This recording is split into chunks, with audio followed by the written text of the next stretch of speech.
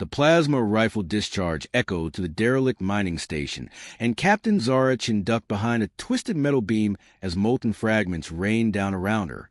3 months. 3 damn months since the Kralix syndicate had butchered her crew and left her for dead in the vacuum of space.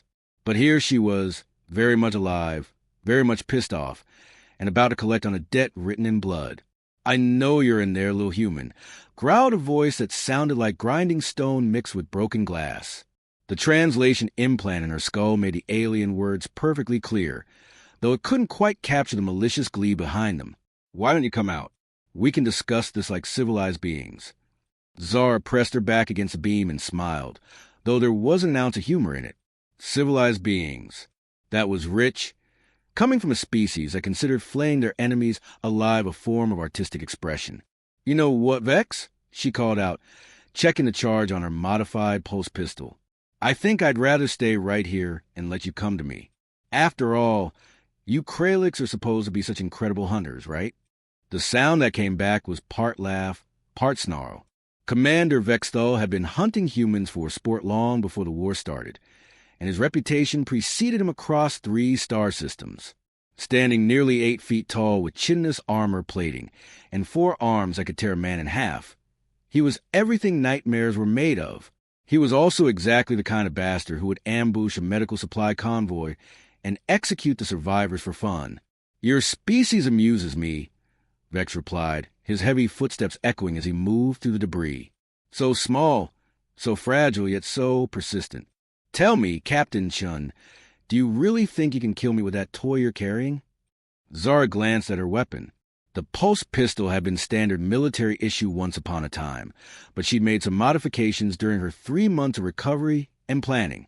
The power core now drew from a small fusion cell, and the barrel had been reinforced with stolen Kralix tech. It wasn't pretty, but it would punch a hole through a starship's hull.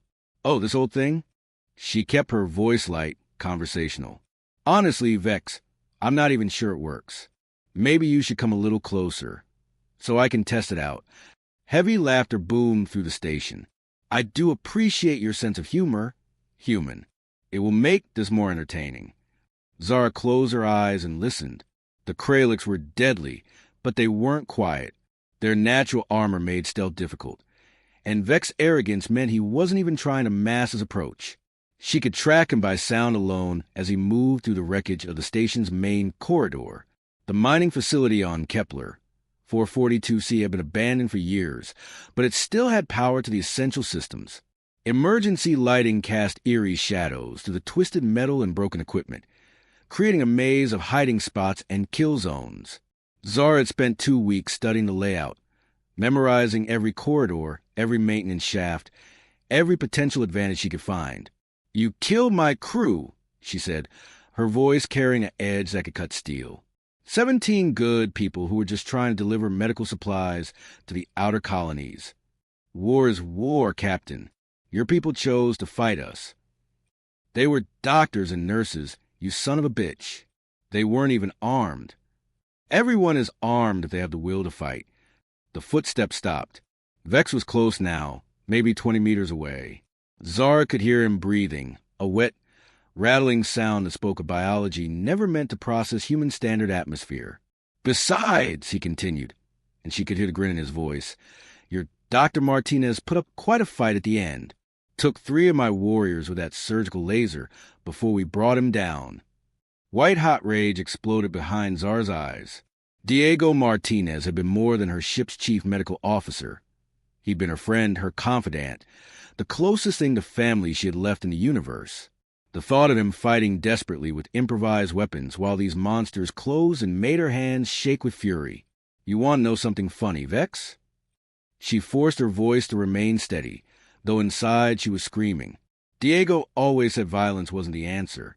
Said there was always another way to solve problems. Wise man. Shame he was wrong. Oh, he wasn't wrong. Zara smiled again, and this time it was absolutely terrifying. "See, I found another way to solve my problem. I'm not going to kill you, Vex." Silence stretched between them like a taut wire. "No. Nope. That would be too easy, too quick.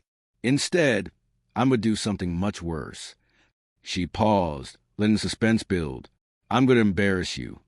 The laughter that came back was rich and genuine. Embarrass me?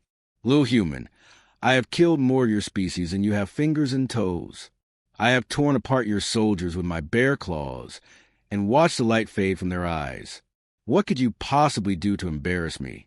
Well, Zara said, popping up from behind cover with her weapon raised, I could start by pointing out that you've been talking to an empty corridor for the last 5 minutes. Vex spun around, all 4 arms reaching for weapons, but found himself staring down an empty hallway.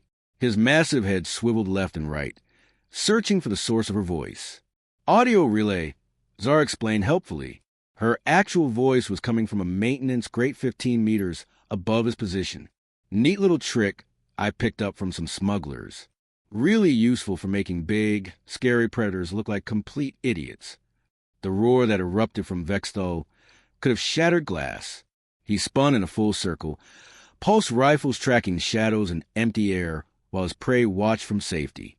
Here's the thing about you Kralix, Zara continued, thoroughly enjoying herself now. You're apex predators on your homeworld, right? Top of the food chain. Nothing bigger or meaner than you. But that makes you predictable. You always expect your prey to run, to hide, to beg for mercy. She dropped silently from the grate onto a catwalk 20 feet behind him. The problem is, I'm not prey. I'm human. And humans. She chambered around in her weapon, the distinctive sound echoing through the corridor. Humans are persistence predators. We don't give up. We don't forget. And we sure as hell don't forgive. Vex whirled around at the sound, bringing his weapons to bear, but she was already moving. The catwalk groaned under her boots as she sprinted along its length, using the elevation advantage to stay out of his reach. You want to know what I've been doing for the last 3 months, Vex? While you and your buddies thought I was dead. Plasma bolts sizzled past her head as she dove behind a support beam. I've been learning. About you, about your ship, about your crew. Did you know that Kralix warriors have a traditional weakness for single combat? Something about proving individual strength and honor. Face me, Vex bellowed, his voice thick with rage. Stop running and fight. Oh, I'm not running. Zara's laugh was sharp as broken glass. I'm hunting. She triggered a proximity mine she'd placed earlier, and the explosion sent Vex stumbling backward into a support strut. His armor protected him from the blast, but the impact left him dazed and disoriented. See, the beautiful thing about being human is that we don't fight fair. We don't care about honor or tradition, or any of that noble warrior garbage. We fight to win, and we use every dirty trick in the book to do it. Zara dropped down behind him, landing silently on rubberized boot soles. Her pulse pistol pressed against the back of his armored neck, right at the joint where his helmet met his collar. But you already know that, don't you? After all, you've been hunting us for years. You know exactly how dangerous we can be when we're cornered. Vex went very, very still. You won't kill me. You said so yourself. I did say that, didn't I? Zara's voice was conversational again, almost friendly. The thing is, Vex, I lied. See, I've been thinking about Diego and the others, about what you did to them, and I've decided that maybe violence is the answer after all. Wait! Oh, now you want to negotiate? That's interesting. When my people tried to surrender, tried to explain they were medical personnel protected under the Galactic Convention, what did you tell them? Silence. I'll tell you what you told them, because I listened to the black box recordings. You said, and I quote, "There is no mercy in the void." Remember that. She could feel him trembling now, this apex predator who had terrorized human space for years. It was a delicious feeling. But here's the thing, she continued. I'm feeling generous today. So I'm going to give you something you never gave my crew. I'm going to give you a choice. What kind of choice? Simple. You can die here, right now, with whatever dignity you have left intact. Quick, clean, relatively painless. Or, she paused, savoring the moment. You can try to fight your way out and find out exactly how creative humans can get when it comes to revenge. Vex'thul, commander of the 3rd Assault Fleet, scourge of the Outer Rim, terror human space, was quiet for a long, long time. "I choose to fight," he said finally. Zara smiled. "I was really hoping you'd say that." She stepped back and lowered her weapon. "All right then, let's dance." The predator turned, snarled, and raised all four weapons toward her. Zara tilted her head slightly to one side, her expression curious and utterly calm. "Do you want to try that again?"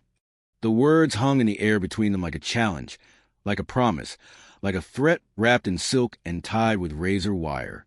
And in that moment, Commander Vex'thul realized he might have made a terrible mistake. The hunt was about to begin, and for the first time in his life, he wasn't the hunter. Commander Vex'thul stared at the small human woman standing before him, her weapon lowered, her posture relaxed.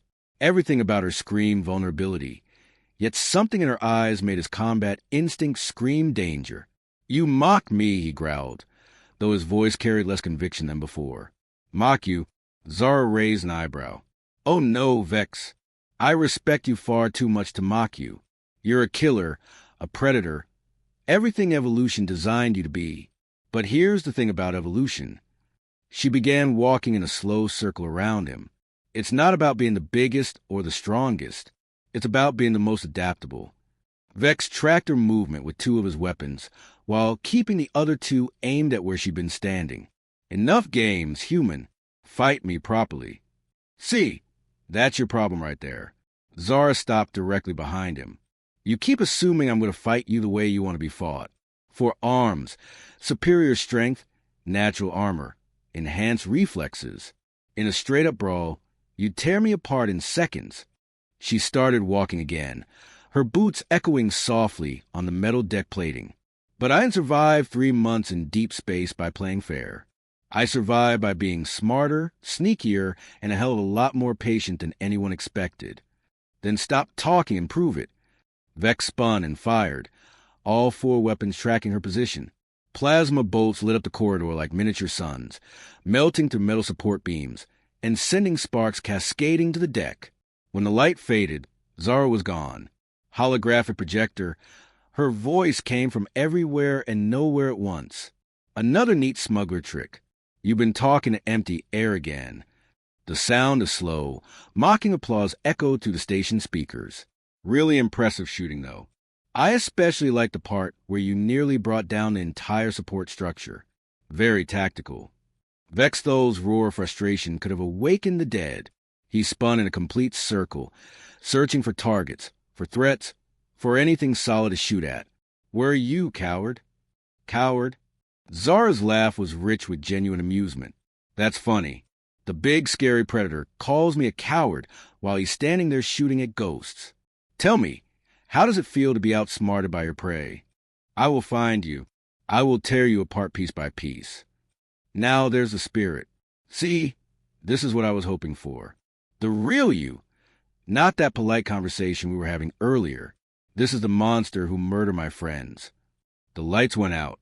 Emergency power kicked in a moment later, bathing everything in hellish red illumination that turned the twisted wreckage into something from a nightmare. Vex found himself alone in a corridor that suddenly seemed far too large and full of far too many shadows. "You know what the really beautiful part about this station is?" Zara's voice seemed to come from the walls themselves now. "It's been abandoned for 15 years. Plenty of time for someone with the right skills to make modifications." Something moved in the darkness beyond the emergency lighting. Vex fired instinctively, his plasma bolts lighting up empty corridor. The power grid, the environmental systems, the artificial gravity generators. All completely under my control now. I've had 3 months to turn this place into the perfect hunting ground. The gravity cut out without warning. Vex found himself floating, disoriented, his natural predator instincts suddenly useless in 0G. His 4 arms windmilled helplessly as he tried to orient himself.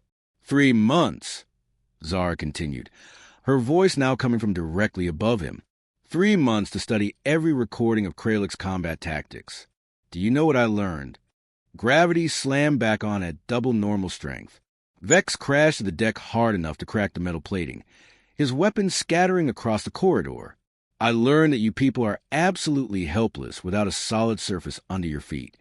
She dropped from a maintenance shaft directly onto his back, her knees driving into the weak points where his armor plates met. The impact drove the breath from his lungs and sent lightning bolts of pain through his nervous system. "Get off me!" He rolled sideways, trying to crush her against the bulkhead. Zara was already gone, rolling clear and coming up with two of his dropped weapons in her hands. You know what? She fired both weapons simultaneously. The wide dispersal plasma washed over Vex like liquid fire, not enough to penetrate his armor, but more than enough to superheat the metal and make it glow cherry red. He screamed, a sound no human throat could make, as his own armor became a torture device. Steam rose from the joints where condensation met superheated metal. "That looked painful," Zara said with mock sympathy. "Maybe you should take the armor off." "I'll kill you." "You keep saying that, but your performance so far has been pretty disappointing. I mean, I'm just one little human, right? This should be easy for a big, strong predator like you." Vex struggled to his feet, smoke still rising from his armor. His movements were sluggish now, the superheated metal burning him with every step. But he was far from finished. With a roar of rage, he charged her, claws extended, ready to tear her apart with his bare hands. Zara stood perfectly still until the last possible second, then sidestepped like a matador avoiding a bull. Vex crashed into the bulkhead behind her with enough force to leave a crater in the metal. You know what the funny thing is? She walked over to where he lay stunned in the wreckage. "All this time, you thought you were the hunter, but you were wrong." She pressed the barrel of his own weapon against his helmet. "I've been hunting you for 3 months, tracking your ship, learning your patterns, waiting for the perfect moment. You want to know how I survived in space after you destroyed my ship?" Vex tried to speak, but only managed a wet, gurgling sound. "I didn't." "Not exactly. See, when you blew up the medical transport, I was in the ship's medical bay, and that medical bay happened to have a full surgical suite, including an emergency stasis pod." She knelt beside him, her voice dropping to a whisper. "I spent 2 weeks in stasis while my ship's computer jury-rigged life support from the wreckage. 2 weeks floating in the void, dreaming about what I was going to do to you when I found you." "Impossible!" Vex managed a gasp. "Lots of things are impossible until humans decide they need to be possible. We're funny that way. Give us a problem that can't be solved, and we'll find 3 different ways to solve it just to prove you wrong." She stood up and walked over to a control panel she'd rigged near the corridor entrance. "But enough storytelling. Let's talk about your future, or what's left of it."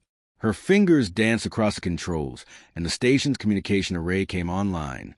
"This is Captain Zara Chen, formerly of the Medical Transport Mercy's Dawn, transmitting on all Kralix military frequencies."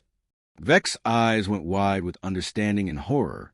"I'm currently standing in the abandoned mining station on Kepler, 442C with Commander Vex'thul of your 3rd Assault Fleet. You know, the guy who's supposed to be this incredible hunter, the terror of human space." She looked down at the broken, defeated alien at her feet. "Well, I've got some bad news for you. Your terror isn't looking too terrifying right now. In fact, he's looking pretty pathetic." "You can't," Vex whispered. "My reputation, my honor." "Your honor?" Zara's laugh was sharp enough to cut steel. "You want to talk about honor?